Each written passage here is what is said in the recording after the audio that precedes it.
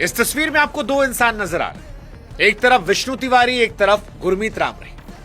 विष्णु तिवारी वो इंसान जिसे गलत केस में रेप के आरोप में जेल भेजा गया और 20 साल बाद बेगुनाह कहकर उसे छोड़ा गया। जब वो लौटा तो उसके मां बाप मर चुके थे, जमीन बिक चुकी थी, जवानी सलाखों के पीछे खत्म हो गई थी और बाद में कोर्ट ने कहा कि ये बेकसूर था। 20 साल बाद।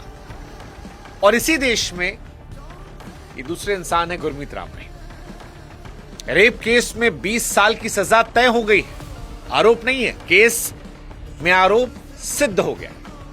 पत्रकार की हत्या के मामले में उम्र कैद की सजा हुई, लेकिन साल 2017 से अब तक 16वीं बार पैरोल पर है। कभी 21 दिन की पैरोल, कभी 30 दिन की पैरोल, कभी 40 दिन की पैरोल, कभी 50 दिन की पैरोल।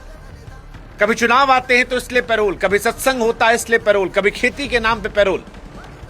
ऐसा लगता है कि जेल प्रशासन इवेंट मैनेजमेंट कंपनी है, या ये जनाब जो है ये कभी कभी जेल में आ जाते हैं, क्योंकि 400 से अधिक दिन तो बाहर रह चुके हैं। और जेल से जब बाहर आते हैं तो गाड़ियों का काफिला खड़ा होता है, इनके म्यूजिक वीडियोस निकलते हैं, इनका ऑनलाइन दरबार सजता है।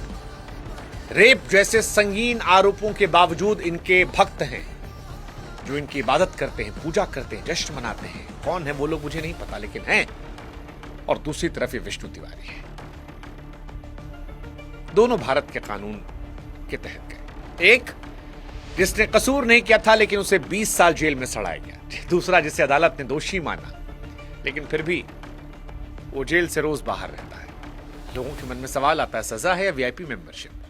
और फिर मेरे जहन में ख्याल आता है कि भारत में तो कानून सबके लिए बराबर लिखा गया,